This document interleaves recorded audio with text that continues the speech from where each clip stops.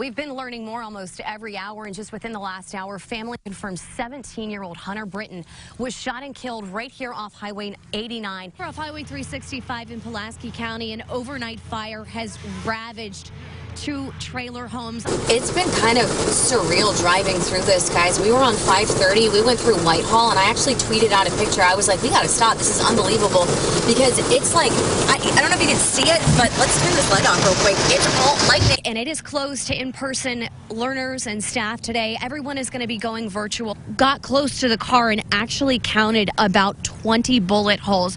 The car was just riddled with them, both front, back, and both sides. So I've been trying to learn a little bit from Adam when it comes to the metalworking. So let me take it for a test drive here. Wonderful. I'm going to do a couple more reps with Coach Lee here. So we're going to send it back to you guys in studio, and I'm going to get swole. Live in Cersei, I'm Mandy Noell. Back to you. This beautiful home is not on lakefront property. That's not what's supposed to be behind me. That's a field, thousands of acres of farm field. Is this some of that Venom that was down there? All right, I've been challenged. Okay, well, maybe just, okay. It's a 5-second rule, right? Okay. Look at my feet where I just stepped, because you can see the snow is up past my ankle. That's what Carmen was telling you. We've got a couple inches of snow here. I've actually been quietly building an arsenal of snowballs. One of the other news stations has pulled up, and what they don't know is that they're about to be sneak attacked. So this is a pair of yoga pants that I just kind of soaked in water just a little while ago, and I'm not kidding. I hung them up on one of the tree limbs out here because the wind's blowing pretty hard. I didn't want them to blow away, and they're already frozen, and they feel like cardboard. Say hello, and actually, he is very venomous, too. Can we squirt some of that venom out? Is that possible? We were doing it earlier. Don't know if this is a very venomous rattlesnake. This is the type of rattlesnake that you, oh, wow, yep, there it goes. Actually has medicinal properties, so yes, there you have it. It's on the, oh, and he just, this is Duggar. He just licked the venom. Tell us a little bit about this guy. It's a western diamondback rattlesnake. He has a hemotoxic venom, so it's not going to hurt you unless it gets in your bloodstream. To remind you guys, we're in the Coliseum. I'm going to step away. I do not want to go flying. We're in the Coliseum right now. Of course, this is going on all weekend. They're expecting 40,000 people to come out. Back to you guys in the studio. Hey, Mandy, before you go, I don't know if we can pull her back up. We want to make sure we do some fact-checking with you, Mandy. He said that venom is non-toxic or lethal as long as it's not in the bloodstream. Do you mind having a taste of that venom like that gentleman did as well? I will. Do you want me to walk over there? Oh, yes. I'll do it. Yes, let's see it. I can't wait to see this. All right. All right. Where'd you... Oh, my goodness. Yeah. Look, told you, this is a blooper waiting to happen. Is this some of that venom that was down there? All right, I've been challenged. Okay, well, maybe just, okay. It's a 5-second rule, right? Okay. Bitter. Ah, is it good? Well, there you have it. I'm still alive. Oh, it is bitter. It's a little bit of a kick. You don't want to mix that in your drinks on your Friday night. I'll tell you that much. Just realized I'm still standing right beside a rattlesnake. So we're going to go ahead and send it back to you guys. I'm going to go cry. Yes! Yes! She got some points there, didn't she? Oh my God. Yeah. Got to come up with your own invention. We know STEM stands for science, technology, engineering, and mathematics. You probably think of... We've been learning more almost every hour, and just within the last hour, family confirms 17-year-old Hunter Britton was shot and killed right here off Highway 89 in Lono County. A Lono County Sheriff's deputy was trying to pull him over. We're going to get into those details in just a second, but his family gave us a picture. This is 17-year-old Hunter Britton. He was a father of 2. Now, this all happened around 3 a.m. this morning at Mahoney's Body Shop here off of Highway 89. We want to say there's a lot of speculation online. We're reporting from the Sheriff's Office what it's releasing to us and what we know from Britton's family. The Sheriff's Office says Arkansas State Police is handling the investigation. The owner of Mahoney's spoke with me off camera earlier today. He says his nephew was working here at the shop with Britton overnight. They were working on Britton's truck, trying to fix it up. Britton took it for a test drive. The deputy, at some point, the owner says, tried to pull him over. Arkansas State Police are conducting this investigation, but this was a Lonoke County Sheriff's deputy. The shop owner says at some point they ended up here in the parking lot. We don't know exactly what happened, but at some point the deputy shot Britton. The deputy was not hurt. The shop owner says he lives right by here. He heard the shots. He knew his nephew was over here. And to give you a look, he says this is the truck that they've been working on through the night. The truck was over here when it happened. He says Hunter was laying down when the owner came over here. They were trying to give him CPR. He was on the ground. They actually took him in an ambulance at some point, and we did learn just a little while ago that Hunter Britton did pass away from his injuries. We are continuing to look into the developing details. I've been on the phone with the sheriff's office and the Arkansas State Police all morning. I haven't been able to get a hold of the Arkansas State Police. I just hung up a couple minutes ago with the sheriff's office. The sheriff tells me you got to check if you want body camera video, because that's what I was asking about. He said you've got to check with Arkansas State Police. We've turned everything over to them. It is now an Arkansas State Police investigation. As for this family, they're devastated. I was talking to the shop owner. He said, you know, my nephew's in shock. My nephew wasn't in the car with him, but it's really hard to wrap our minds around what happened here. Just a tragedy. We are going to continue following up on this story on air and online, and you'll see the latest coverage on our evening shows. For now, live in Lonoke County, I'm Mandy Noell. Back to you. We know STEM stands for science, technology, engineering, and mathematics. You probably think of robots and gaming, and there's plenty of that at the STEM Academy. There is. There's a lot more, too. Students learn to create, innovate, and invent.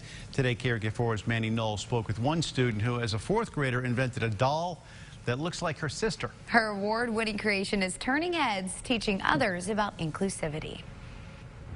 My sister's fed through a tube. Isabel Hansen is going into 5th grade next year.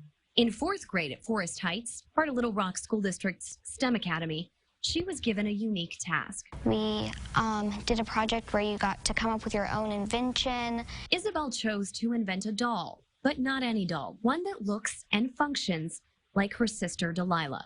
There are a lot of different people in our world, and they want to be represented. So she and her father Noah got to work on the prototype. To befriend one doll for all. So instead of being fed through your mouth and it going down your throat, it goes directly into your stomach from a port on your belly. The prototype is a soft, bean-filled doll. It got wet, so they found a hard plastic doll, one able to take a bottle. Now we also put a tube through here to where it can eat through its stomach and through its mouth. That's not the only reason she chose this doll. Not everyone with tubes looks like Isabel's sister. There are a lot of different styles and skin tones in this doll, so I could make a different diverse versions of it. Inclusive. I love Isabel's thought process. She always wants to include as many people and as many groups as possible. And so what's next for Tubi Dolls? Her invention won her a prize in the competition, $125. And I'm using it to make more and buy supplies to make more Tubi friends. After that, using her dolls to help other kids like Delilah. Definitely making more, maybe donating some to Children's Hospital to give to kids who had button surgeries. Another child might be able to be less scared or, again, reduce some of that stigma. It's now from the FBI. Parents, you should know what your kids are doing on their phones and computers. At all times. You've heard it before, but there are people out there looking to sexually exploit your kids. Our Mandy Noell investigates how the pandemic is playing a role in an uptick in child exploitation cases. More kids are home and spending more time on their phones and computers during the pandemic. They may be unsupervised. Predators know this and they're taking advantage of it. More people are at home, more people are accessing the internet. It's hard when parents are trying to work. It's been always a steady stream of these cases. Since COVID-19 hit, we've opened more cases this year than we did in years prior. These two women are the experts. Tanya Sablatora is a supervisory special agent for the FBI. She's in charge of the Violent Crime Squad in Little Rock. She finds the predators. Kristen Bryant is an assistant U.S. attorney. She prosecutes the predators. Predators on the internet are experts at finding your weakness. Playing a game of pretend with your kid. Someone who may say, hey, I'm friends with so-and-so from your school. You can trust me.